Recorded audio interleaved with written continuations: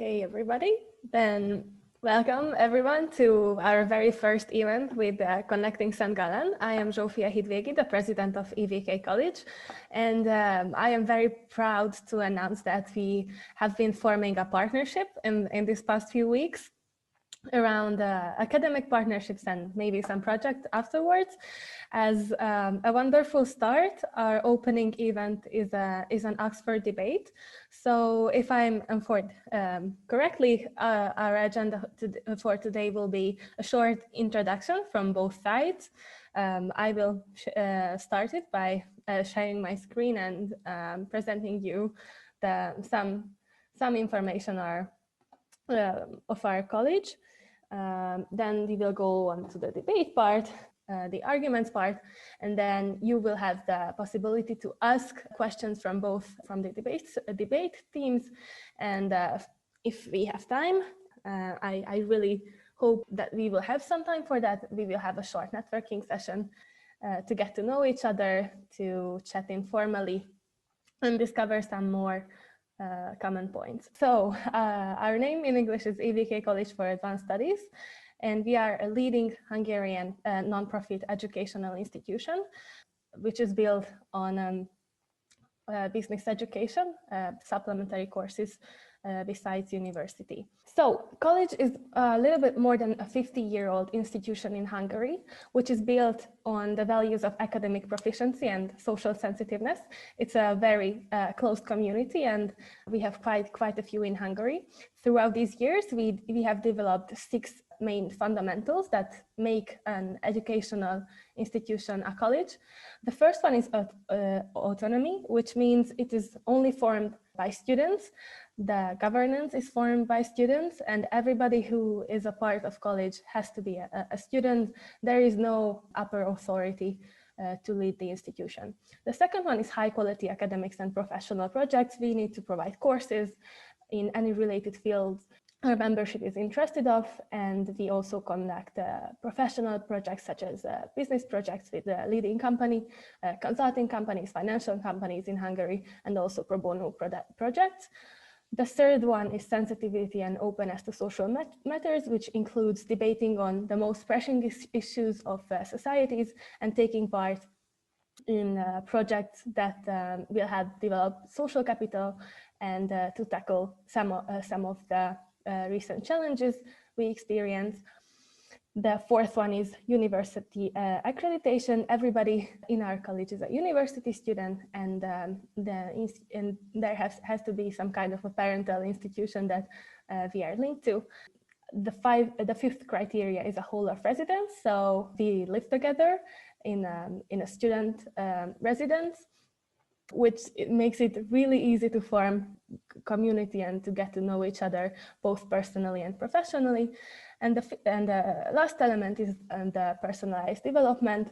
It is very important that in college we grow both personally and academically, but to be able to adjust these plans to the very special needs of each member, it is a really important element.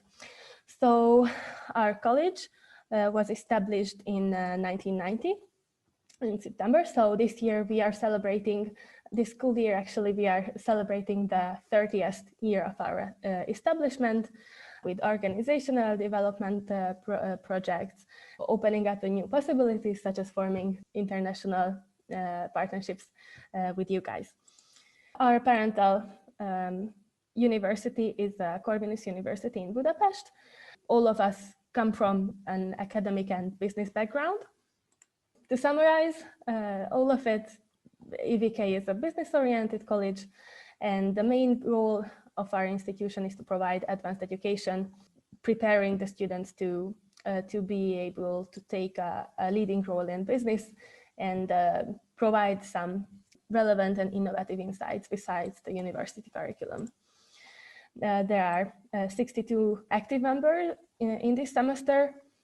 There are more than 150 alumni members who are mostly business leaders, business founders, taking on quite high positions in Hungary, in Budapest.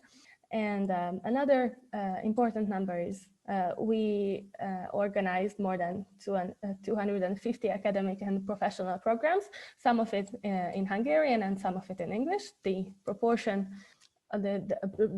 of English programs has been increasing. I am sure we will find some common points of interest. I'd like to talk about how we work. There are 4 committees and 4 teams. The teams are responsible for organizing the professional life of our college. They are built on some academic field that it is a popular interest among the membership. We form these teams each year to follow the interest raised by the members. This year we have consulting, marketing, finance, and business IT teams, which provide you quite an insight at what are the topics that we are mostly interested in. And we have 4 committees. Committees are responsible for actually keeping alive the college and managing all the organizational processes that we have. You might have met the External Affairs Committee who were mostly organizing this event with you. We have also the Marketing Committee who provide creative materials and the communication materials to all parties. The Financial Committee, of course, who manage our finances, and then Executive Committee who manage the organizational culture, community programs, and related things. We mostly have trainings and courses throughout the year.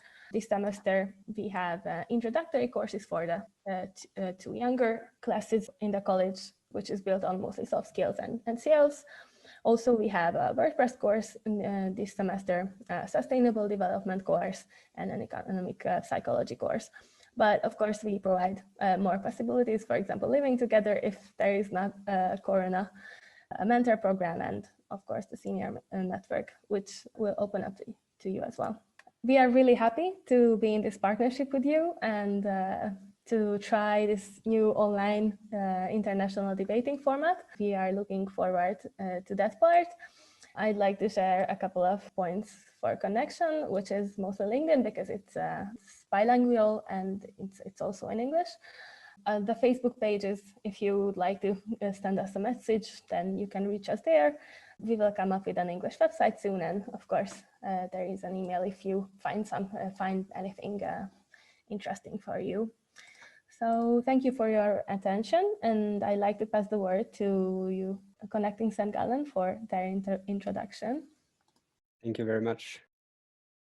Okay, so hi everyone, and welcome to this event. So my name is Sofian Nori, and I'm the head of finance of Connecting St. Gallen. And I would like to present to you guys briefly what Connecting is and what we aim to achieve with this club. So basically, Connecting was created 2 years ago, and its purpose is extremely simple. We want to be a platform through which students from all around the world can actually come together and share ideas, especially on topics such as, for example, sustainability and free trade. We have approximately 100 members, and all of them are students from the University of St. Gallen, either in economics, law, or business. So actually, how do we want to achieve our goals? Well, it's extremely simple. We created a platform an organization called Connecting International. And what we want to do is to have partners in many different universities and in many different leading universities, especially. And we actually want to organize events with those partners, such as the event that we're organizing today with you guys. And those events can have many different formats. So for example, debates or panel discussions or whatever. And I would like to tell you that this event is actually extremely special to us because all of our past events were done in Switzerland, especially in St. Gallen with St. Gallen students. And EVK is actually our first international partner, and we're extremely delighted to have you as first partner, and we really hope that it's going to be just the beginning of a long journey. So I would like to sincerely thank you and thank EVK for allowing this event to happen. I wish you guys all, I wish all of you guys a really good debate with stimulating ideas, and I'm sure all of us will learn a lot from today's debate. Thank you. Yes, thank you, Sofian. So, hi everyone. My name is Lea Giannoni, and since this year I'm the head of sponsoring of Connecting St. Gallen. Second of all, I'd like to welcome everybody, also for my part, and in particular the members of EVK that are here tonight. And it's a pleasure to have you here and finally meet you. As you already know, this evening we are going to assist to an Oxford-style debate on a topic related to sustainability, more in the specific on the energy transition. We all know that very soon we will be called to make a decision about when and especially how we are going to switch from fossil fuels to renewable energy sources. And what we would like to understand through this debate is whether the nuclear energy could be a tool to make this transition possible, or whether the negative aspects that are related to this energy source should discourage us from using it anymore. So the statement on which the two teams will debate is: this House believes that nuclear energy will be essential for the energetic transition. On one side, we have the connecting debate team, which are in favor of the statement, while on the other side, we have our guests from EVK, which are against. Okay, so hi to everyone. My name is Alena. I'm in the board of Connecting. I'm the head of events, so I'm responsible for all the events that are happening in St. Gallen this year. And yes, I'm a business student here at the University of St. Gallen. And yeah, that's quite it about me. I don't know who on my team wants to go next. I can go. Hi, I'm Pia. I'm currently studying in the Masters of Strategy International Management, and I'm super excited to be here today.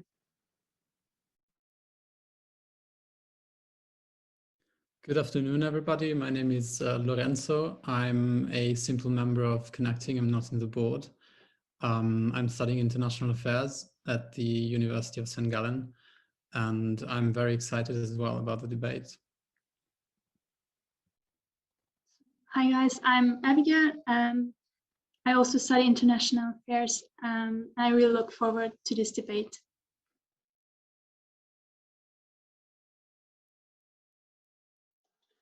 So I would start in. Hello everyone, I'm very glad to be here. My name is Anna. I'm spending right now my 4th year in the college, and I'm part of the consulting team, and I'm very happy to be here today.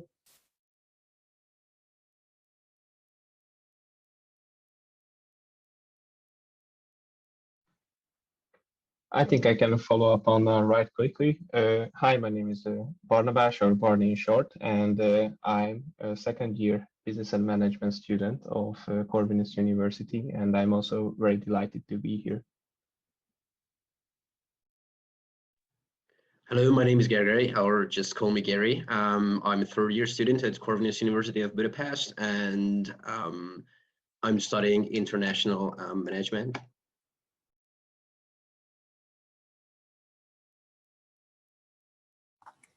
Well, I will be the 4th one debating on our team. As I told you before, I am the president, but a little bit more specific about my background. I am spending my last semester at Corvinus in international business, so very similar to all of you. Hello guys, I'm Zsófi, and I'm going to be the chair of the debate of today, and I'm a business and management student at Corvinus as well, and I'm working at the same committee as Gary within the EVK, and I think we can start the debate if everyone is all right and ready. So the debate is going to be that the first speaker of the first proposition is going to start the debate, and the last speaker is going to be the second speaker for the second opposition. And after every speaker had made his or her argument, we are going to open the floor up to any questions from the audience members. And after the audience questions, we are going to close the debate with a final conclusion regarding the outcome of the debate. And then there is going to be a free networking at the end of the event. And each speaker is going to have 3 minutes to speak. And I'm going to call every speaker after each other. I'm going to indicate time by giving you a thumbs up after 1 minute and then 30 seconds before your time is up. So you are going to see a thumbs up on the screen. It's going to indicate that your time has come to an end. And unfortunately, we have to cut every speaker after 3 minutes. So please all keep in mind the time constraint. And if everyone is ready, I would like to start the debate by yielding the floor to the first speaker of the first proposition. And first speaker, you are going to have 3 minutes starting from now. Thank you, Ms. Chairman. Ladies and gentlemen, welcome from this side of the House. We are speaking for the proposition. The energy transition is happening, and most major economies have joined the pledge to go carbon neutral by 2050.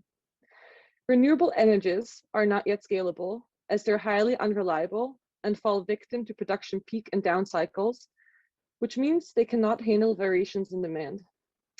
Moreover, the biggest challenge to this mismatch of production and demand so far is that we don't have efficient systems to store the energy generated during peak production times, meaning a lot of generated energy goes to waste. Yet, we're faced with a chicken and egg situation. The proposed solution to scale renewables to 2050 is green hydrogen, which is hydrogen produced with renewable energies. On the other side, currently, only about 1% of hydrogen produced globally comes from renewable sources. This means that the current supply of renewable energies is not sufficient to scale green hydrogen. Even if we figured this out, it won't be enough. As developing economies continue to grow, by 2050, absolute global energy demand is expected to grow 50%. Thus, it is evident that in the meantime, we need a low-carbon alternative that allows us to reduce or at least level global CO2 emissions as we continue to scale renewables. We need an alternative source of fuel. Nuclear energy is currently the only low-carbon source of energy that can be scaled. Moreover, nuclear reactors do not produce air pollution or carbon dioxide while operating. Yet, not leveraging nuclear energy in the energy transition would mean that current energy production from nuclear sources will have to be substituted with fossil fuel energy, raising global CO2 emissions. Anticipated future growth in demand will also have to be covered by fossil fuel emissions energy, meaning rising fossil fuel emissions. This means it is highly unlikely that we will reach our energy transition goals by 2050. This is why this House believes that nuclear energy will be essential for the energy transition. Thank you. Thank you. And now I would like to call the fourth speaker for the first opposition. And speaker, the floor is yours, starting from now. Thank you very much, Madam Chair. And thank you very much for the educated ideas about the aforementioned statement. However, contrary to the proposition, we would like to argue that the nuclear energy won't be essential for the energetic transition in the future, and we would like to argue that renewables will be the key drivers of the energetic changes. Unlike renewables, which are the cheapest source of energy today reachable, the cost of nuclear energy are on the rise, and many nuclear plants are closing down or about to close down because of increased economic costs. The initial capital investments, the maintenance and fuel costs are way higher than any solar or wind farms, and the and many unassociated or unseen costs are regular in the field. Furthermore, the price of renewable energy is decreasing year by year, and this trend is going to continue in the next decade as well. The International Energy Agency conducted a study that by 2025, the cost associated to producing 1 kilowatt hour of energy will be $13 lower in the renewable sector than in the nuclear sector. Furthermore, sustainable renewables are supported widely by policymakers and public bodies as well. For a really easy and relatable example, the European Commission just accepted the European Union's renewable financing mechanism, which is briefly a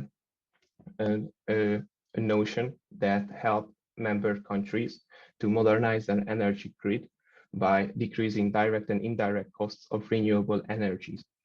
Therefore, the European Union can achieve a large-scale grid that can reallocate surplus energy and lower costs as well. Therefore, renewable energies in the European Union will be available and more affordable and primary, achieving such circular energy supply chain systems are dependent on policy and can be easily achieved in the near future. Thank you very much. Thank you. I would like to call the second speaker for the first proposition. And speaker, the floor is yours, and your time starts now.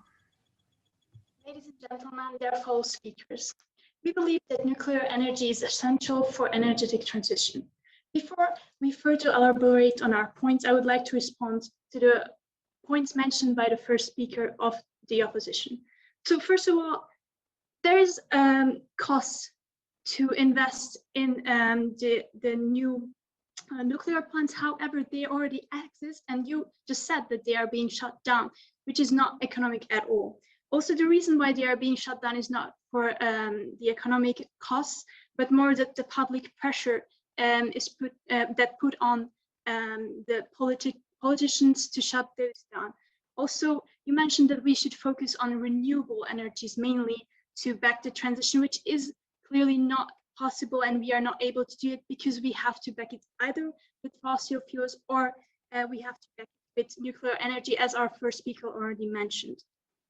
So moving on to our own points, nuclear power doesn't make the news because it routinely and safely produces clean energy.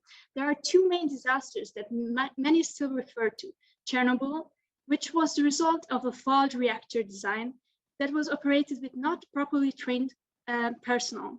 The other disaster was Fukushima, that happened due to an earthquake and the tsunami that was followed by it. Within 2 weeks, however, the reactors were stabilized.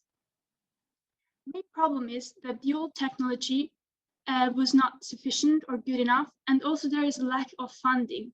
Even though chances are low for a worst-case disaster to happen, the consequences are not acceptable, as we saw in Chernobyl. But today, even the worst-case disaster is acceptable because the plant might be shut down for a while, but there will be no possibility of major explosion or radical leak. The last nuclear meltdown in the US was a 3 Mile Island, more than 40 years ago, resulting in no deaths and only temporary evacuation. Chernobyl and Fukushima are high-profile disasters. However, coal plants, coal particulate natural gas pipelines blowing up result in far more deaths. If we compare death rates, production per terawatt hour, nuclear energy has 0.07 death rate, while wind has 0.04, not to mention the coal that has 56 compared to 0.07. This is the only power technology where the waste is stored and monitored, and it turns out that the waste can be used in more advanced nuclear technologies as well. The only issue is the public opinion. We already have well-advanced repositories in countries like Sweden and Finland. These efforts show how to solve the political and public acceptance issues in communities. There are other industries producing waste, like heavy metals, that remain dangerous indefinitely, not like nuclear waste that has a finite radiotoxic lifetime. For all these reasons, we believe that nuclear energy is safer and cleaner, but most importantly, necessary for the energetic transition. Excuse me, speaker, your time is up, and I would like to call the second speaker for the first opposition. Speaker, the floor is yours, starting by now. Thank you for the floor, Madam Chair. So first of all, my main argument would be that nuclear energy doesn't have a future. The first argument for that is that the isotope which is commonly used in the reactors is not a renewable source of energy. So that's why it's essential to ask how much do we have of it. Based on today's consumptions, the current estimate says that it's approximately for like 100 years. So just to clarify, the future of nuclear energy is less than 400 years. So if we build on this argument, nuclear energy can only be a quick fix and only a short-term solution. So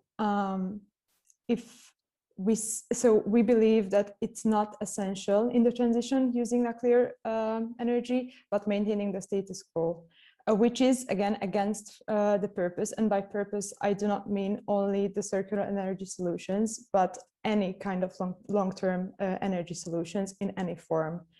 And this has been realized by several nations, multinational companies, and international alliances, including the EU, that renewable energy means the future, especially if we want to plan not just for a few decades, but for long term. And this is why renewable energy plans, investments, and any kind of innovation is heavily supported, not only financially, but strategically. As we all know, if a cause is supported on an educational level and both on the residential and the industrial level, it massively increases the innovation. And my third point is connected to this, that 100%, so all of the existing nuclear infrastructure power plants should be renewed in the following 20 years. So my question would be that why would we invest not just time, money, energy in any kind of solution when we could invest all these efforts to the renewable sources? Thank you. Thank you, Delegate. I would like to call the first speaker for the second proposition. And speaker, the floor is yours. So hello, I hope you can hear me. Thank you very much. So just to recap and reiterate what our Prime Minister said, is that we need nuclear power for the transition for the following reason. We can no longer afford a CO2 emitting transition in 2021. And nuclear power does not emit any CO2. And just to reply to you, on our vision, it's just a short-time solution and it's not going to be in the long term. Furthermore, according to the International Energy Agency, it's the only way to achieve our international goal of net zero emissions by 2050. And Brent Warner, which is an energy analyst, also affirmed that without nuclear power's contribution, the clean energy transition will be more difficult and expensive. And this leads me to my main argument. Nuclear energy is not so expensive after all, isn't it? And the reason is that, as the opposition said, it's really expensive to build new reactors. And you know what, like, you're right. I also have the same opinion as you, but we are already so lucky because a few people before us already built so many on the planet. So all around the world, we really have a lot of reactors, but let's show some numbers. So at the moment, there are 180 commercial reactors and over 500 research reactors already out there. But guess what? They're retired from operation, so we can't use them at the moment. So why don't we stop worrying about how much a new one could cost or can cost and start getting the one that we already have back to work? And since we already have so many reactors, I don't think we still have to worry about this argument, and I'm going to go with another one. So a viable nuclear fusion reactor developed by the MIT, one that spits out more energy than it consumes, could be here as soon as 2025. So it's just 4 years. And I know 4 years could be a lot, specifically in this moment. But in the meantime, we could just use the resources that we already have and I mentioned before. So I don't want to explain to you the science that is behind nuclear fusion, but it will produce from 250 to 1,000 megawatts of electricity, which is already the double of the nuclear that we're getting now. So yeah, I think numbers speak way louder than words. And for this reason, this is our final argument. Thank you, Delegate. I would like to call the first speaker for the second opposition. And speaker, the floor is yours. Your 3 minutes is starting right now. Thank you for the word, Madam Chair. Well, there have been 3 or 4 main themes coming to my mind when thinking about this topic, and these are the following ones. The first one is the elimination of nuclear waste. Well, there hasn't been found a universally applicable, cost-effective and safe solution to our current knowledge. In the European Center of Nuclear Research, or you might know it by CERN, has been searching the thorium isotope for over 20 years, and one of their founds is that it has got 500 years of half-life, which is still 500 years. I think when we are talking about long-term strategies, long-term solutions, 500 years of nuclear waste is too much for us. The second one is about nuclear weapons. Well, there is a great concern that the development of nuclear energy programs might increase the likelihood of the usage of nuclear weapons. I think if we are about to scale up the nuclear energy usage today, we might have to fund and help some of countries which might propose political concern, perhaps military concern. Just think about Iran and the United States of America today. There have been many issues and there are still to this very day. Well, the third one is the storage of nuclear waste. I think if we rely on concrete entombment and transporting waste back to mines where it has been mined underground, I think we are not talking about 21st century solutions.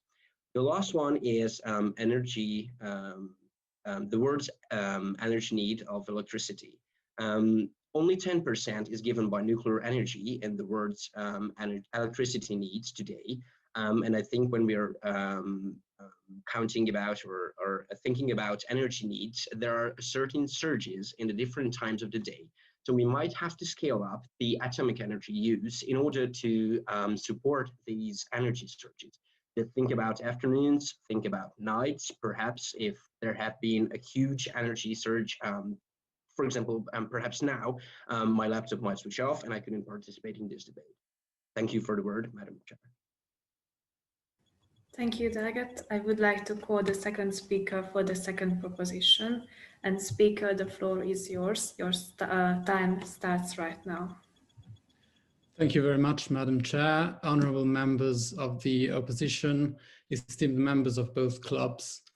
This side of the House has put forward the motion that nuclear energy will be essential to the energetic transition. Now, make no mistake about the reasons why we support the motion. We don't think that atomic energy will merely help us or that it will be good to have, because as things stand right now, honourable judges, nuclear energy is the only alternative that we have. Climate change is already causing thousands of deaths every year, and the fastest, safest, and most efficient as well, and the most efficient way to substitute the sources of that climate change is nuclear energy. It produces fewer CO2 than any other source, it causes less deaths than any other source, and even on the standpoint of efficiency, it is the most sensible source to use. As the Prime Minister has mentioned, nuclear plants are already in place. And while some of them might have to be modernized, they don't have to be built from scratch. Now, in addition to all this, atomic plants are concentrated in a single location. And therefore they can save our rivers and our valleys from the horrors of hydroelectric energy. They can protect our precious coasts from armies of windmills making a drill ground out of them, and they can stop solar panels from suffocating our beautiful countrysides. But before I continue with the case of the government, let me address one of the points that was brought up by the opposition. According to the opposition, nuclear energy can increase the production of nuclear weapons. At this point, I would just like to draw attention to the fact that there is no correlation, ladies and gentlemen, no correlation whatsoever between countries that use nuclear energy and countries that possess nuclear weapons. So in light of all this, Madam Speaker, honorable judges, there is really just one reason to oppose nuclear weapons, to oppose nuclear powers. Of course, there would be more reasons to oppose nuclear weapons, but there is just one reason to oppose nuclear power, and that is fear. Primitive, irrational, obtuse fear based on the symbology of nuclear disasters that was alimented through decades of apocalyptic filmmaking and novels writing. But in a post-truth society as the one that we unfortunately live in today, it is more important than ever to make decisions, especially strategic decisions, based on rational criteria and not based on gut feelings and irrational fears. I therefore close the government's case by urging you to be rational and to vote in favor of the motion. Thank you very much. Thank you, Delegate. I would like to call the second speaker for the second opposition. And Speaker, the floor is yours. Your time starts right now. Thank you, Madam Chairperson, and thank you for the government whip for summarizing their arguments. Similarly, I would like to present the opposition's main arguments again and the final conclusion. So this House believes that nuclear energy won't be essential for the energetic transition. To support our statement, we had three key topics: cost efficiency, a lack of innovation, and the risk raised by nuclear energy production. Firstly, nuclear energy is unnecessarily expensive compared to renewables and drains investment from renewable sources that match the circular energy supply network criteria. The International Energy with the same amount of investment to nuclear and renewable energy production technologies, renewables, the ones which can reach lower levelized unit costs. When the majority of CO2 emission comes from low-income per capita countries, why would they invest to the more expensive, more dangerous solutions? Why manage such an enormous transition twice? The proposition raised the issue of the stability of supply. Let me remind you, the general public, to such policies as the European Green Deal, a textbook example that connected grids at a larger scale can lower transaction costs and redirect energy supply surplus regionally, providing stable supply. This is a proof of concept that building a fully renewable energy supply network is available, affordable, and primarily dependent on policymaking in the present. Moving on to our second argument, nuclear energy lacks any kind of innovation. Nuclear is a quick fix, which was developed 100 years ago with two current forms of energy production, but has no future past the following next 100 years. Thirdly, let me remind you of the aspects of nuclear waste and nuclear weapons. Nuclear waste is one of the main and most pressing problems of a nuclear power plant. There is no solution, there is no best way to eliminate nuclear waste and to implement it universally. The political threat of constructing nuclear plants involves a huge amount of uncertainty, and you're right, people are terrified of nuclear. Well, if you manage such a transition that causes uncertainty for the general public in any way, why would they bear another aspect of fear that living near to nuclear power plants? Our goal is to create a long-term solution for the energy sector. The speaker, your time is up. I have to close the debate. Thank you all for your arguments in favor and against our statement today. I would like to open the floor to any questions from the audience members. When you are posing your question, you have to address which party you would like to ask the question from. So I would like to ask anybody to speak or write in the chat, and either way pose questions to one of our parties involved today. So I would like to ask the members of the audience to vote for the party which they believe was better today during the debate. And after everybody submitted his or her vote, we are going to see who was the stronger party during the debate today. Yes, according to the result of the poll, I would like to announce as the chair of the debate today that the winner party was the party in favor of the statement. I would like to congratulate the stronger party on the achievement. And I believe that our debate, the former part of our debate, has come to an end. And now I would like to invite any and everybody who would like to network and chat a bit to please turn their camera on, and we can talk and chat and get to know each other a little bit after the former part of today's session is over. Thank you for the participating and debating parties.